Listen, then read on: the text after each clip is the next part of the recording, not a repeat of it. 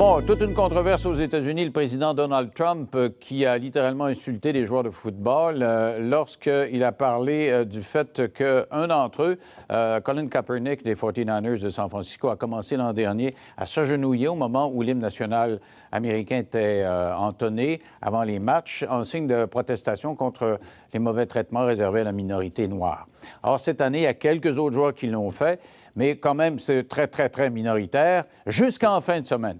Parce que cette semaine, le président américain a dit de Kaepernick et de quelques autres qu'il faisait qu'ils étaient des son of a bitch, des enfants de chienne, ou des enfants de pute, si vous voulez, et qu'ils ne respectaient pas le drapeau ni l'hymne national américain.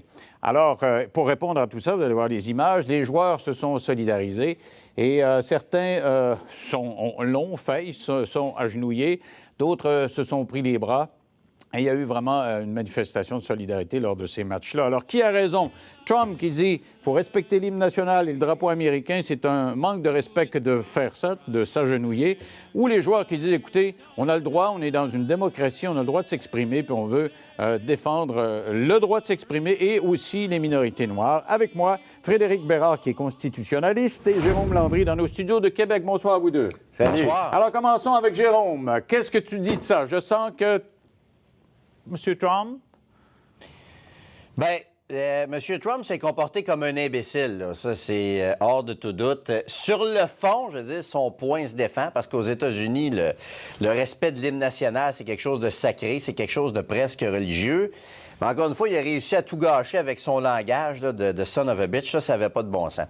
Maintenant, les joueurs, moi, j'aurais aimé que les joueurs s'élèvent un peu au-dessus de ça. Tu sais, de s'agenouiller pendant l'hymne national américain, la réalité, c'est qu'ils ont insulté bien des Américains. En passant, là, ça n'a pas été beaucoup soulevé, là, mais à Boston, hier, au début du match, là, les joueurs qui ont fait ça ont été hués par la foule. Là. Par la foule, attends. Quand, oui, quand on disait Brisebois tué par la foule, c'était sans bloc qui huait Brisebois. Bien, on entendait...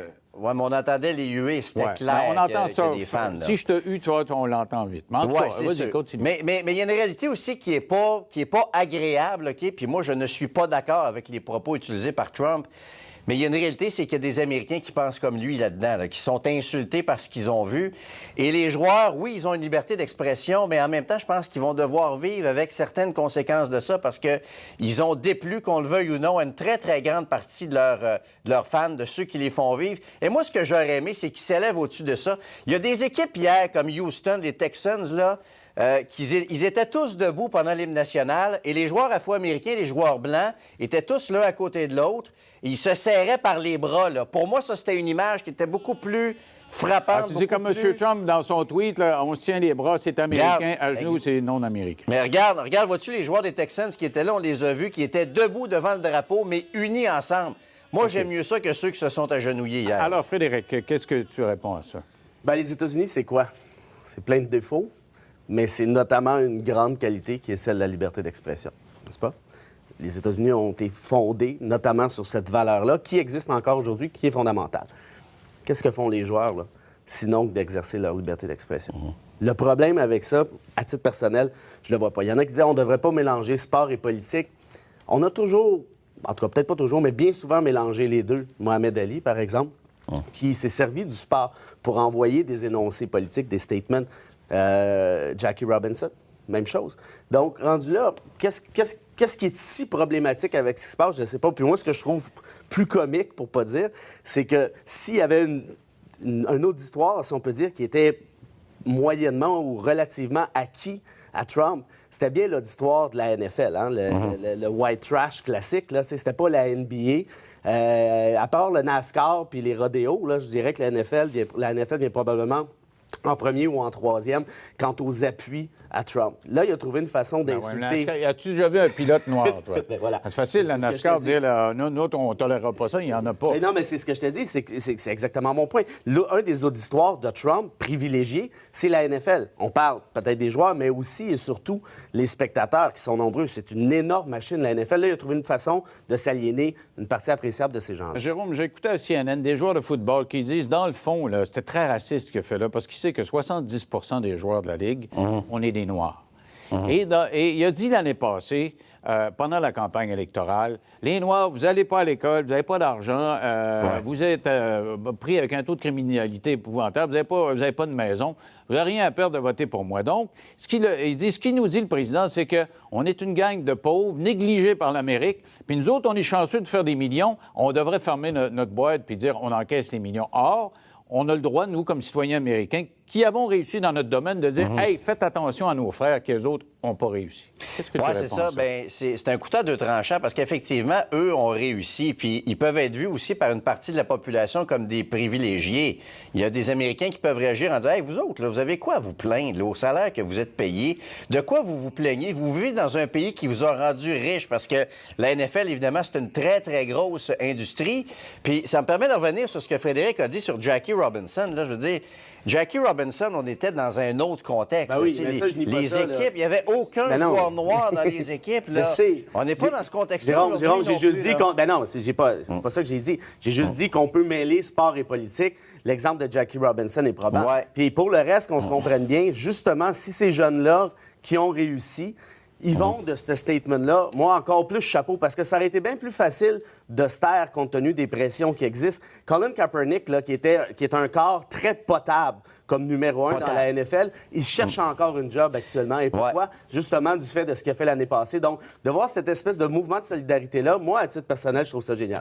Oui, sauf qu'encore là, c'est un couteau à deux tranchants parce qu'on est habitué souvent de voir les artistes. Hein? Souvent, les artistes, ils font un peu plus de politique, se mêlent un peu plus de ça. Tu as nommé quelques cas tantôt dans le sport, mais en général, on est un peu moins habitué à ça. Là. Puis moi, j'ai l'impression, tu disais tantôt que Trump a déplu à des fans, mais les joueurs qui font ça déplaisent à énormément de fans aussi quand ils se comportent comme ça. Oui, mais tu vois, les sondages disaient que 60 des Américains étaient contre Kaepernick quand il faisait ça.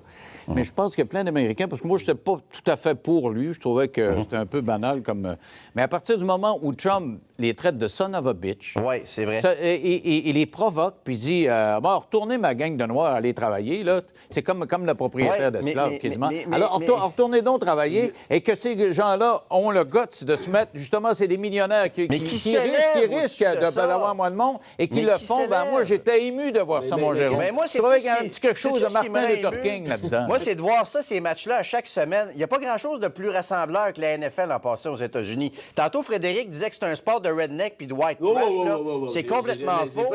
C'est un sport qui est très rassembleur. C'est le plus gros sport nord-américain. J'ai jamais dit que c'était pas rassembleur. Mais attends, si tu veux, je vais t'amener ailleurs. Parce que là, on a notre petite réalité québécoise qui, par définition, est très différente de ce qui peut se passer aux États-Unis. Ça ne peut pas se comparer du tout. Mais évidemment, dans certains ghettos noirs et ainsi de suite. Prenons l'exemple, qui est quand même pas si vieux que ça, de Maurice Richard. Vous allez trouver ça loufoque, peut-être à première vue, mais pensons-y. La réalité des francophones du Québec des années 40, du Québec des années 50, où les francophones peinaient à se faire servir dans leur langue chez Eaton, par exemple. On la connaît, celle-là? Tous les messages qu'envoyait Maurice Richard sur la glace, la fierté d'un peuple, on l'a entendu combien de fois? L'émeute, on s'en rappelle. Quand il a, par exemple, refusé de continuer sa chronique au journal, pourquoi? Parce qu'il se faisait écœurer par la Ligue. Et donc, qu'est-ce que j'essaie de dire par là? C'est que nous, on a trouvé un symbole là-dedans, n'est-ce pas? Bien, qui sommes-nous ici ce soir pour juger de ces Noirs-là aux États-Unis? Surtout que j'ai eu un appel ce midi d'un monsieur de 80 ans, puis il dit, moi, j'allais aux États-Unis à les années 50, 60, 65, j'allais en Floride, puis il y avait des toilettes pour les Noirs puis pour les Blancs là, quand j'en allais. Alors ça, c'est leurs grands-parents à ces joueurs-là. Hey, dis-moi rapidement, est-ce que l'hymne national, c'est si important que ça? Parce que Jérôme disait c'est important. Qu'est-ce qui est le plus important? Liberté d'expression et hymne national et drapeau? En fait, Jérôme est un républicain dans l'âme, ça c'est correct. Ce qui n'est pas mon cas, moi, je suis plus liberté d'expression. Donc, évidemment, la question... Mais c'est important de respecter quand même le symbole. Ceux qui veulent le respecter, qu'ils le fassent. Et ceux qui ne veulent pas le respecter, qui ne le fassent. Écoute, à ce que je sache, il n'y a personne qui a craché sur le drapeau. On parle d'un genou par terre. Il ne faut pas venir fou. C'est vrai là-dessus, quand même. 30 secondes, Jérôme.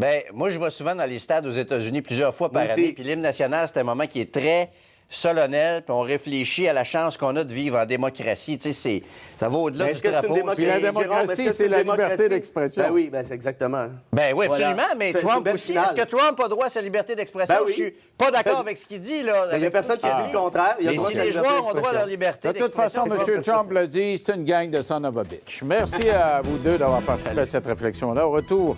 je reçois un grand-père qui est découragé. Son petit enfant a été tué par son père. Son père a été condamné à 12 ans de prison. Il est avec nous après la pause.